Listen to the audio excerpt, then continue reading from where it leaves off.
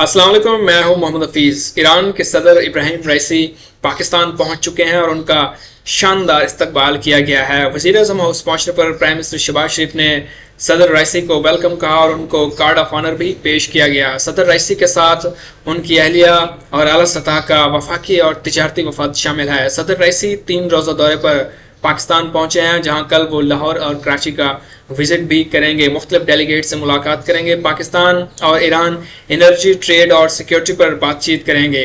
ये बहुत ही एक हाई प्रोफाइल विजिट है।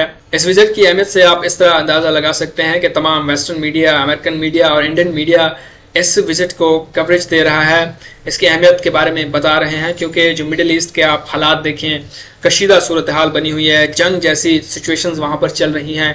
इसराइल और ईरान एक दूसरे पर अटैक कर रहे हैं और 7 अक्टूबर से शुरू होने वाली हमास और इसराइल की जंग में अब तक 40,000 फ़लस्तीनी शहीद हो चुके हैं। तो उस दरमियान ये विजिट होना, इसकी अहमियत बहुत ज़्यादा है। और पहले ये बहुत सी स्पेकुलेशंस फैली हुई थी कि शायद इब्राहिम रईसी अपना ये दौरा पाकिस्तान का कैंसिल कर देंगे, लेकिन उन्होंने ये पाकिस्तान का दौरा किया है, जिससे आप पाकिस्तान और ईरान के जो रिलेशंस हैं इसकी अहमियत का अंदाज़ा लगा सकते हैं। पाकिस्तान और ईरान इलाकाई, सकाफती और मजहबी हवाले से एक दूसरे से जुड़े हुए हैं। अगर पाकिस्तान और ईरान के ताल्लुकात की अहमियत पर नज़र डालें तो 1947 में जब पाकिस्तान आज़ाद हुआ, ईरान ही वो पहला मुल्क था जिसने पाकिस्तान के वजूद को तस्लीम किया और दोनों ममालिक के डिप्लोमेटिक रिलेशंस स्टार्ट हुए थे। जब 1965 में पाकिस्तान और इंडिया की जंग हुई तो ईरान ने खुलकर पाकिस्तान को सपोर्ट किया, सफारती सतह पर पाकिस्तान के लिए हिमायत की। इसी तरह 1971 में जब बांग्लादेश पाकिस्तान से आज़ाद हुआ और इंडिया और पाकिस्तान की जंग हुई, तब भी ईरान पाकिस्तान के साथ खड़ा रहा और खुल के पाकिस्तान की सपोर्ट की। और जो इंडिया ने वहाँ पर साजिशें की और बांग्लादेश को आज़ाद कराने में उसने जो एक मुहिम चलाई हुई थी और बहुत सी कॉन्स्पिरेसी थ्योरीज इंडिया ने डेवलप की, उसके खिलाफ ईरान ने खुलकर बोला।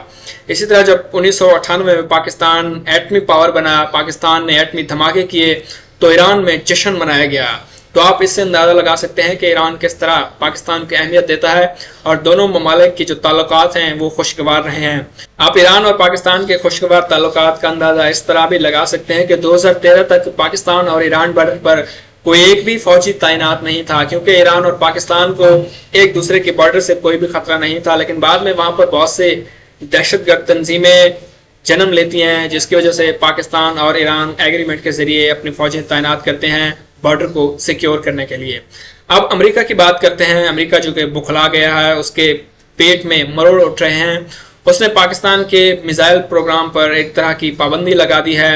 4 चीनी कंपनियों पर अमेरिका ने सैंक्शंस, पाबंदियां लगा दी हैं और अमेरिका ने यह इल्ज़ाम लगाया है कि ये 4 चीनी कंपनियां पाकिस्तान को मिसाइल से रिलेटेड कुछ एटम्स फराहम कर रही थी, जो कि पाकिस्तान की मदद कर रही थी बैलिस्टिक मिसाइल प्रोग्राम में और लॉन्ग रेंज मिसाइल प्रोग्राम में।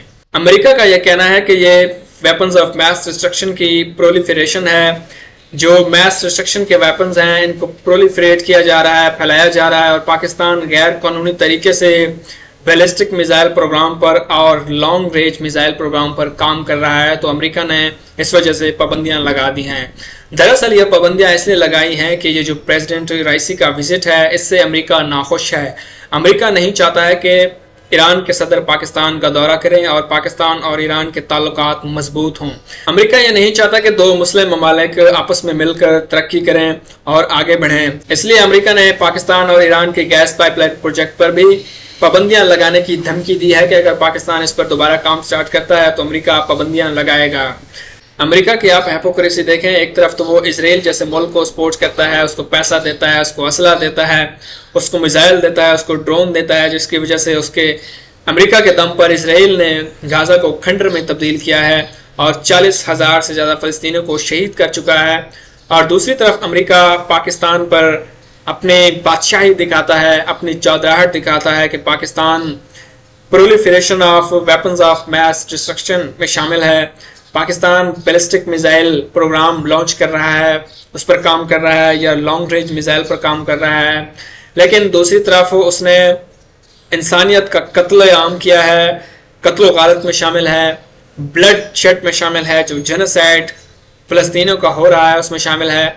जो तमाम ह्यूमन राइट्स की ऑर्गेनाइजेशन हैं, चाहे यूएन हो, یا جتنے بھی امریکہ کی آرگنائزیشن کام کر رہی ہیں ان کو غزہ نظر نہیں آتا، ان کو فلسطین نظر نہیں آتا، اور جو اسلحہ وہ اسرائیل کو پرووائڈ کرتے ہیں یا انڈیا کو پرووائڈ کرتے ہیں وہاں ان کو پرولیفریشن نظر نہیں آتی، لیکن پاکستان کے معاملے میں ان کو میس ڈسٹرکشن کی جو ویپنز ہیں ان کی پرولیفریشن نظر آتی ہے، اور امریکہ یہ کہتا ہے کہ ہم نان پرولیفریشنز آف ویپنز پر کام کر رہے ہیں کہ یہ جو نیوکلیر ویپنز ہیں یہ نہ پھیلیں یا میزائل پروگرام مزید ڈیولپ نہ ہوں تاکہ دنیا کو ہم سیکیور کر سکیں۔ آپ دنیا کو کس طرح سیکیور کریں گے جب آپ 40,000 فلسطینیوں کے شہید ہونے پر خاموش رہیں گے، لیکن اگر چینی کمپنیاں پاکستان کو میزائلز کے حوالے سے کچھ ایٹمز فراہم کرتی ہیں تب آپ کو کنسرن ہوتی ہیں، تب آپ کے تمام انٹرنیشنل ادارے جو ہیں وہ جاگ جاتے ہیں اور پرولیفریشن اور نان پرولیفریشن کی بات کرتے ہیں، اور یہ امریکہ کی کنفیوژن، گھبراہٹ اور بکھلاہٹ کو شو کرتا ہے۔ اس کے علاوہ امریکہ اب پاکستان کو IMF کے حوالے سے بھی پریشرائز کرے گا،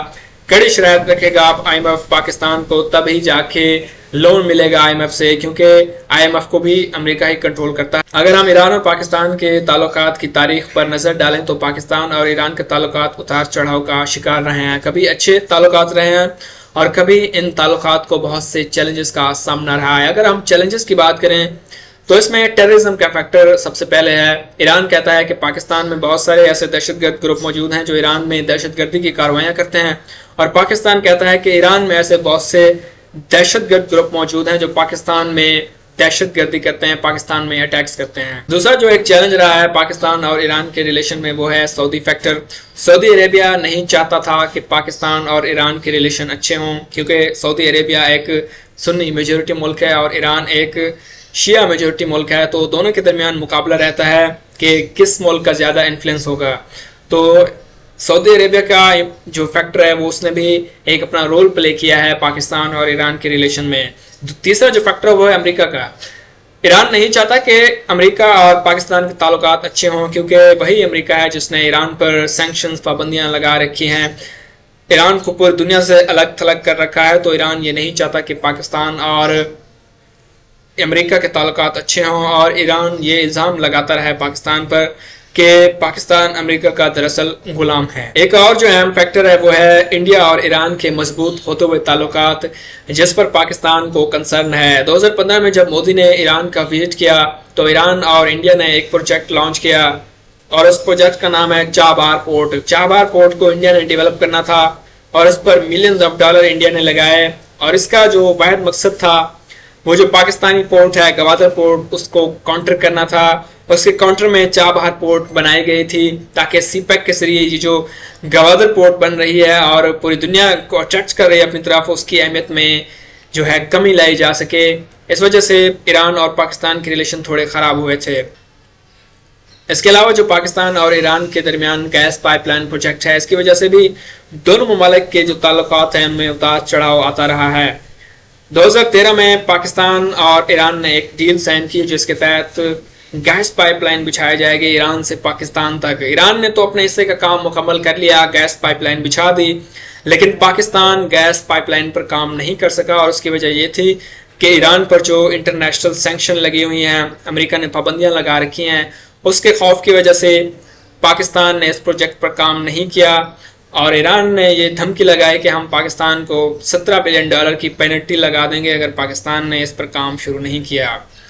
پچھلے سال پاکستان کی جو کیئر ٹیکر گورنمنٹ تھی اس نے اعلان کیا کہ ہم گوادر تک 80 کلومیٹر گیس پائپ لائن بچھائیں گے ایران بارڈر سے گوادر تک، تب پاکستان اس پینلٹی سے بچ جائے گا۔ اب اسی سلسلے میں یہ وزٹ ہو رہا ہے اور ہم یہ امید کر سکتے ہیں کہ مزید اس پہ پیش رفت ہوگی، کیونکہ گیس پائپ لائن پروجیکٹ جو ہے بہت ہی اہم ہے پاکستان کی انرجی سیکیورٹی کے لیے،